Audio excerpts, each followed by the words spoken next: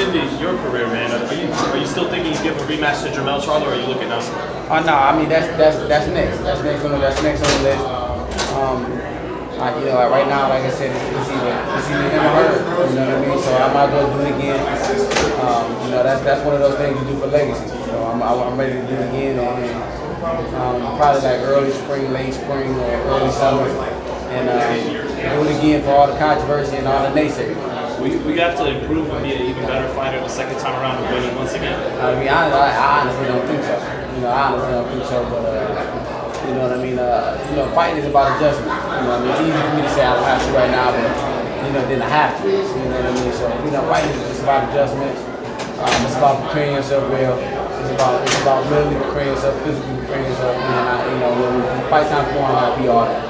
Have you got a chance to go back and watch the fight on tape? Did you think the commentators didn't give you enough credit in the fight? The commentation was biased. It was super biased. I watched it one time, it was super biased. And you know, I'm so surprised that it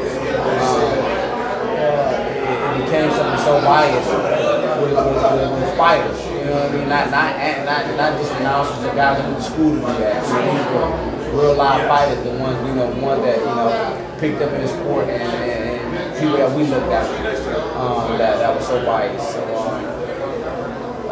you know what? The judges got it right. And that's all I'm gonna say. The judges got it right. How are you going to beat him the second time? Like I said, it's about adjustment. It's easy for me to say I can go out there and pressure him, go out there and box him again. You know, it's all about adjustment. You know, if he give me the same attitude, I'm gonna do the same thing. You know, if he give me something different, I'm gonna do something different. Tony, were you surprised? Obviously, in the ring, when you got the victory, you feel like it was clear to you. Were you surprised by kind of their reaction by the boxing public and everything afterwards? That you know, it seemed to be a controversy to. You know what? Like I said, you know, the controversy came from guys that has never probably put on a boxing glove before, or guys that's not fans of art of the sport. You know, everybody that's an art of the sport, Teddy Atlas, Keith Thurman, Terrence Crawford, you know, Andre Durrell, Anthony Durrell, you know, all those Sean Porter, that all those guys that students and teachers of the sport understood that. You know, that's what a champion's supposed to look like. That, and again, I did what the champion's supposed to do. So, you know what I mean? All the judges got it right. You know what I mean? Like when you go into a fight and everybody say you got your ass beat. Like, see, you got your ass beat. You know what I mean? But all the judges got it right. You know, I won. You know, true champion. I'm ready to do it again. How does it feel to know that those, like you said, those guys who do know the sport, who are knowledgeable, like co-signed it? Yeah, like Harrison won. You know what? Like I said, it just. You know, it's good to be. It's just good to be around those kind of stuff. It's good to be around those kind of guys that know knowledge of the game and understand that. You know what these announcers are talking about is bullshit. You know what I mean? Look at what this guy is doing. Look at the small angles he's taking. Look at the small counter steps he's doing. And you know what I mean? It's just good. It's good to inform people that don't know about boxing. You know what I mean? I think that's what those announcers are here to do, to inform those guys, you know, that don't know about boxing, that he's taking small angles here, he's taking small steps here. You know, he's not running, he's taking small steps, he's countering, he's waiting, he's patient. You know what I mean? So that's why I love Paulie Malignaggi, because he educates those that don't know about the sport. And that's what those announcers are supposed to do. Will you be going attending a game versus Pacquiao, and how do you see that fight playing out? No, I won't. I probably won't be there. I came to Caleb's fight because that's been my long-term friend, my long-term friend for over 15 years. So, you know, it's good. We talked about this day, man, since we've been kids. To see me do it first and then to see him come back and do it. I'm telling you boys, stop fucking with the B-side fight.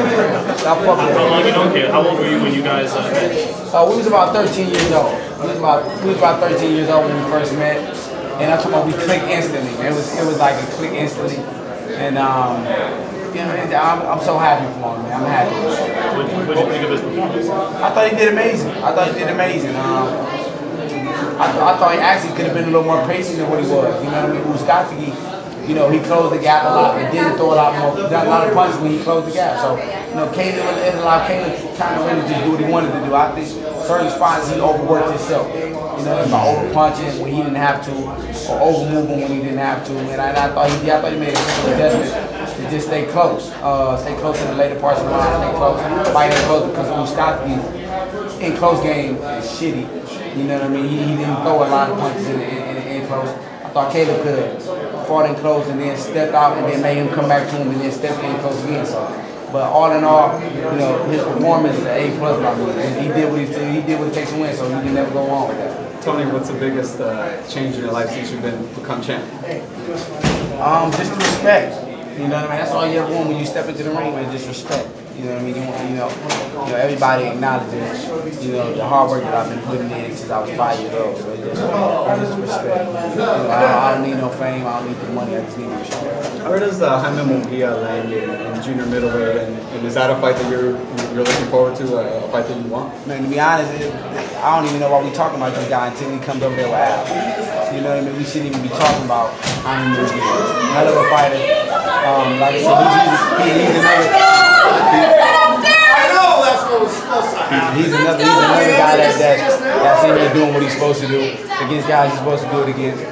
But we'll never know the potential of that guy until he steps in and fights somebody who's able to challenge him and help him reach his peak as a fighter. All the junior middleweights is on this side. Charlo, me, Herbert, Williams. Like the list goes on. The list goes on and on. Who he has over there to fight. Eventually he's gonna run to a dead end. You know what I mean? So we don't know his potential as a fighter until he starts stepping in there with those guys who we know on this side that can fight.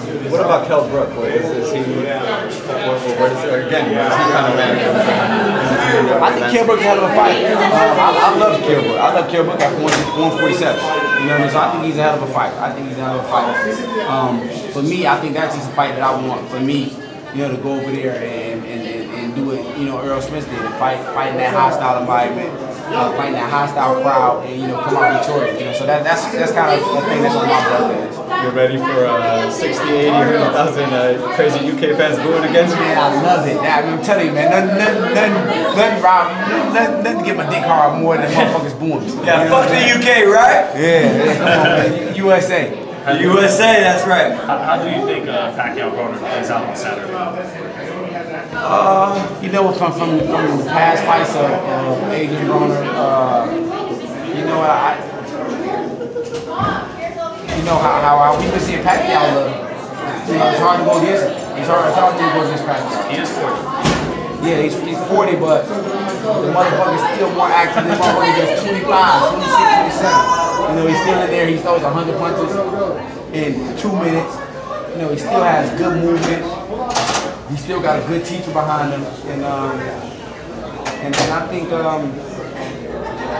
his team, his circle is tight. His circle is together. With AB, do you feel the way some people say it's mental? The guy holds himself back, or is it just it is what it is? He is what he is. I think it's all mental. I think the AB we saw 135. If we can see that at 147, man, 100 million, bump 100 million, half $1 billion just produce what he used to produce at 135. But I think it's all mental for him. I think he's fighting those guys that are physically probably physically more challenging and stronger. Like I said, for AB, I just think AB got to get back to the old AB. You see him as gunshot right now? I don't think I see him as gunshot. I just think I see him as everything outside of the ring is taking more of a toll on him than what's going to take a toll on him inside. So I think he's just, he's an entertainer. I don't think he's a boxer, but he's an entertainer. He's going to entertain you, win, lose, or draw. He's coming out there to entertain you, and I think he does an excellent job at it. But in order for AB to be the old AB, you got to get back to boxing. Any words? How shocked would you be if you won? Would you be like, would you not be that surprised? I wouldn't be shocked because AB has all the talent and skill in the world. You know what I mean? And Kevin Cunningham is one of those guys, and not anybody that can bring out the best of AB. So I wouldn't be shocked. This is world-class boxing. Both of them are world-class, and at the top of their game, they're world-class boxing. So I wouldn't be shocked at all. Talking about a lightweight moving to welterweight, Spence versus Garcia, break down that fight for us. That's a tricky one. To be honest, that's a tricky one. I think Earl Spence is physically the more challenging fighter, but You know, I think everybody writing off the ability that Mikey Garcia possesses, you know, and the strength he possesses and the sharpness he possesses, you know, in the ring. You know, I think to be honest, man, that fight doesn't go half the way that everybody thinks it's gonna go. They think he's gonna stop. You know, I think Earl Spence is gonna have to challenge him. He's gonna have to physically do it, and he's gonna have to be dominant throughout the whole. You know, not have no lapses throughout that whole fight because Mike Garcia is one of those guys that can shock you at any given moment. What's Mikey's biggest weapon in that fight, you feel? He's a fucking tactician. He's a fucking tactician, man. Not only that, man, he's strong. You know, everybody don't get, they underestimate his strength. You know what I mean? And I talk to guys like Robert Neeson. They're like, no, dude can crack. You know what I mean? So, and it's like unexpected. You know, it's just his skill level is so high. You know, his gauge and distance is very, very good. His slickness is good. His technique is good. Like I said, in order to be able to do it, man, you gotta be solid from round 1 to round 2. As a fighter, what kind of respect do you have for Mikey just even taking on a challenge like that? I mean, that's like I said. You know, for him, it's just about legacy. You know, and he's doing this shit for legacy. He don't have to do this. They can stay at 135 and just keep dominating how he been dominating, but he doing this shit for legacy, and that's what everybody want to see. So win, lose, or draw, man, kudos to him, and I'm happy for him and his team for even stepping up to a challenge that everybody say, you know, is unaccomplished. You know what I mean? So kudos to him. Any words exchanged between you and Derek James? I saw y'all sitting next to each other. Oh yeah, you know me and Derek James, man. You know it's good people, man. He said, you know, I riled him up and I got him going, and you know, the second time around, they gonna kick my ass. You know what I mean? So you know, I don't expect nothing less from Derek. You know, so it's all good. You know, it's all fun of the nature of competitiveness, and I love it. Any words exchanged between you and Charlo since the fight? Jamel, excuse me, Jamel Charlo. You know what? We don't even know he's alive right now. You know what I mean? Like, he hasn't made the post. I've been looking on him to see if he made a post. You know, he hasn't even made a post yet. But you know, for me, it kind of shows the hunger back in him because it shows fuck the bullshit, fuck all the games of being a champion, stop all the tour, stop all the going here, going there, and lock in. Each and every time when you're a champion, you gotta lock in. You know what I mean? So it either shows me that he's locking in, like he's mentally. He gets it, you know what I mean? He gets it, you know. It's you know, when you're the champion, everybody's gunning for you, and I was one of those guys gunning for him. You know what I mean? So he broke camp to go to a Hurd fight that didn't matter at the moment. You know what I mean? So everything that he was doing was just, I felt like it was unfocused. You know what I mean? And I feel like now he's locking in, you know, lock in because I'm about to lock in a minute again. So those personal moments he was doing was silently motivating you. Those personal moments in terms of non-boxing personal moments was motivating you. Man, that's just super motivating. You know what I mean? Like I said, I already was confident in myself, but when I started seeing him going to Hurd, and then I started seeing Floyd around him, and I said, oh, I know for sure, 100%. I was already 100%. I went into 169%. 169% for sure I'm going to beat this guy because when he was out, while he was out there with Hurd and them, like after the Hurd and fight, I got right back in the gym. You know, that night I was in the gym. You know what I mean? So, like I said, my mental to become champion was super high, and now my mental to keep the belt is going to be even higher. Tony, what do you think about performance enhancers in this sport? Do you think it's still a problem? I mean, I think it's always going to be a problem. I think it's always fighters looking for another way out instead of just putting the work in. You know, that's life for you. It's like everybody looks for the easy way out. So it's all, you know, it's not going to stop now, it's not going to stop later. What should be the punishment? And part 2, like I just interviewed Victor Conte. Should guys like him be readmitted back into dealing with fighters? Shout out to Vic, man. He the best nigga. He the GOAT. Who? Victor who? Vic. Why? Why is he the GOAT? He the GOAT. He's a ghost or the GOAT? He's the GOAT. Explain. He's the GOAT. Explain. Man, Victor Conte been doing this shit since I was a kid. You know, he's the GOAT, man. He's always been good at what he does. You know what I mean? And I don't know the logistics behind him and nothing like that, but you know. He was popped. He did go to jail for PED. He's been the GOAT, and he come back. He's been the GOAT. So he went to 4-5. So he went to 4-5. That's what he doing? 4-3. Fuck you talking about 4-5? Mike went to 4-5. You know. Yeah, you know. Why don't you get him on the team then? Huh? Why don't you get back on the team then? I'm straight. You know, my circumstances. Like I said, if I can't do it myself. If I can do it with the team I'm with, then I shouldn't be in the sport. You know, I just won a world championship with the same total I've been with since I was 5 years old. So, you know, for me, I don't need nobody. I don't need nothing new, no extra vitamins, no extra supplements. You know what I mean? Because I did it already. You know, I became a world champion without all that. So why can't I keep the championship without it? What should be the punishment if you get caught or popped?